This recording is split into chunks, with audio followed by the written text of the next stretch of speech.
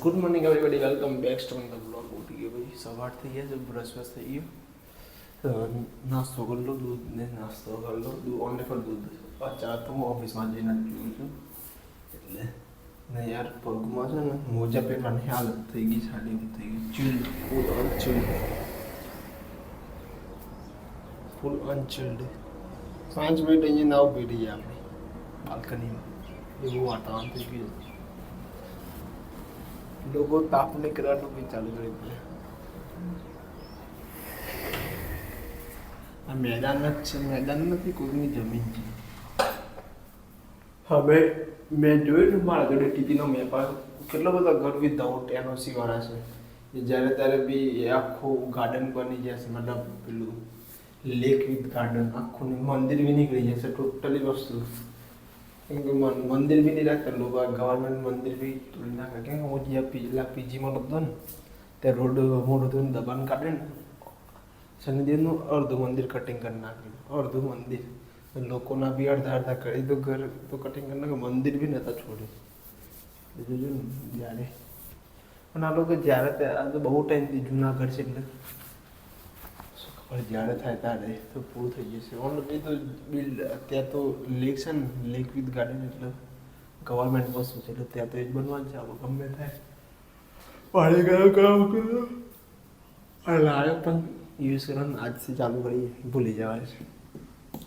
ચાલો મળીએ, નાસ્તો વસ્તુ કરી દઉં, નાસ્તો પેક કરી દઉં, નીકળીએ પછી રેડી થઈને ઓફિસ માટે.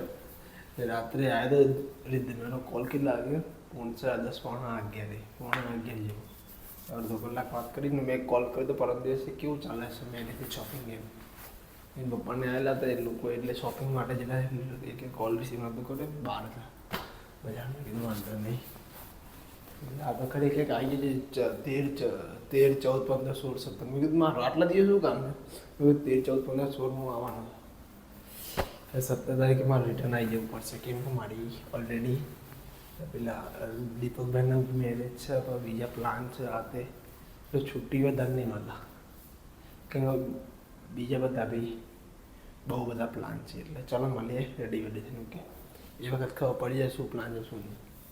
ભાઈ ઓફિસ લેટ ચાલુ તો બી મેં ઘરે વ્લોગમાં તો ચાલુ કરી લેટ થઈ ગયું.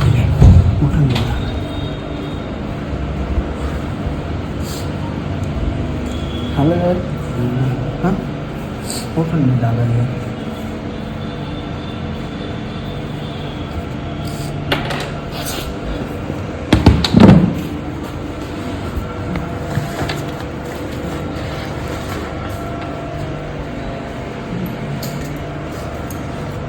તો એ પેલું કાલે ભૂલી ગયો તો જોઈ ને દોલે. ચલો ભાઈ, થંબનેલ ગણી દઈએ, કામ ચાલુ કરીએ, ઠંડી લાગે છે. ચલો ટાઈમ પાસ. હું આવો, હું કરું મેડમ?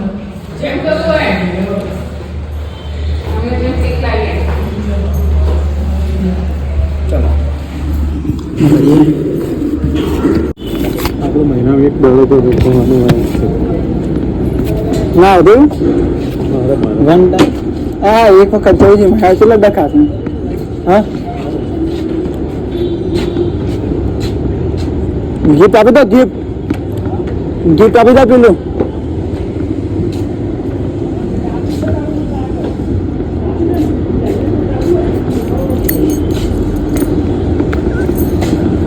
ચલો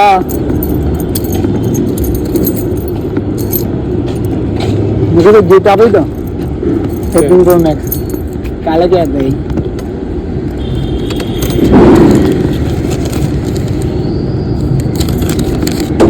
अभी तो कम में જોઈએ. ચલો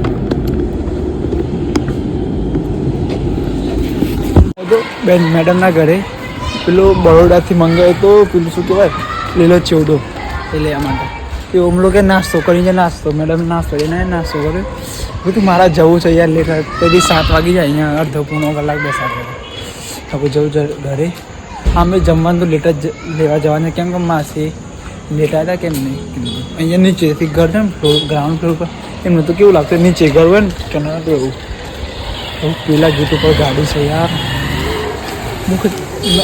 આ મેનની લિફ્ટ હતી, મારી ટીવી જ નહીં પડી બહુ ટાઈમથી ઓટોમેટિક લિફ્ટમાં બે ટીવી પડી છે ને તો હું ચાલુમાં લિફ્ટ ખોલી નાખી હતી મને ખબર નહીં કઈ પોકી નહીં તો પેલું 1-1.5 ફૂટ નીચે લિફ્ટ તો બી ખોલી નાખી હતી મેં આવતા શું થયું ખબર મેં લિફ્ટ બોલાવી તો કોઈક અંદર હતું હું બી વહી ગયો અંદર કોઈક હતું ને આમ ખોલી ને અંદર એટલે અમે તો ઓટોમેટિક ખોલી હવે નીકળીએ ઘરે 7 વાગે ચાલો બહુ ટ્રાફિક હશે ગાઈસ આવી ગયો ઘરે શું ઠંડી લાગે છે ઘરે હતા બહુ વાર લાગી કાલે ફૂલ સ્લીવ શર્ટ યા ટી શર્ટ નો હાફ સ્લીવ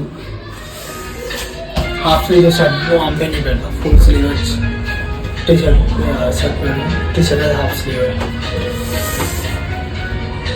मम्मी काले तो भी टी शर्ट ले ली खाली पहले दी कि मैं खाली हाँ करे नहीं जाना था એને ખબર પડી ગઈ હતી ચલો જલ્દી ક્લીન કરી ફ્રેશ થઈ જમવાનું લેવા માસી કીધું કે હું કોલ કરીશ એટલે આપણે આમ બી લેટ જ હતા 12 કલાક આ છે કેમ્પસના રનિંગ શૂઝ પહેર્યા ને 12 જગ્યાને તે 5-6 મહિના પછી આજે મેં શૂઝ પહેર્યું ચલો શું ફ્રેશ નહીં જમવાનું લેવા માટે જોરદાર ઠંડી લાગે પાણી જો ફ્રેશ થવાનું પાણી આવે શાવર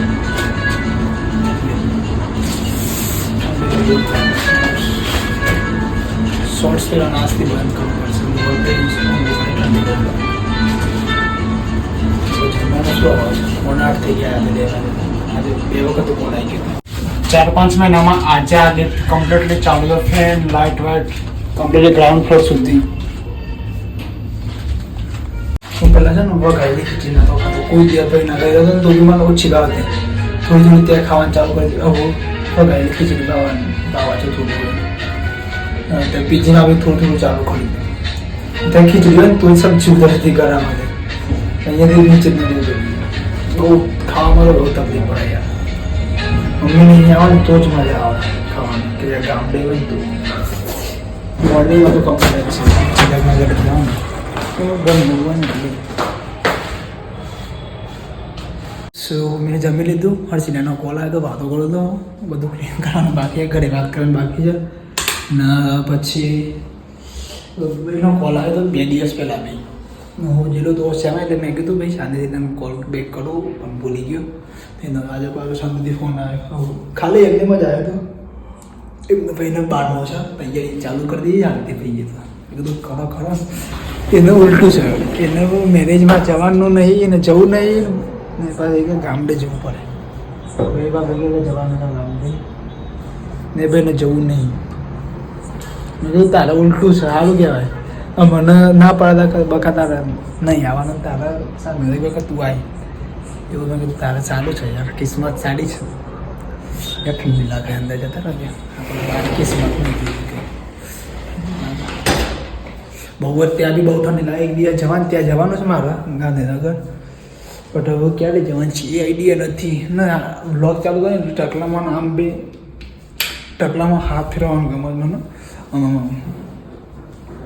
આ લાઇટ એના માટે ચાલુ કરું આમ થોડી વાર તો ચાલુ થાય આમ તો હું કરું જ છું 2 સેકન્ડ ને કામ કરતો લેપટોપ પર એ વખતે તો બોક્સ લાઇટ ચાલુ નહીં કરતો હું પેલી રોપ લાઇટ જ ચાલુ કરું મસ્ત લાગે રોપ લાઇટ વગર બી સારું લાગે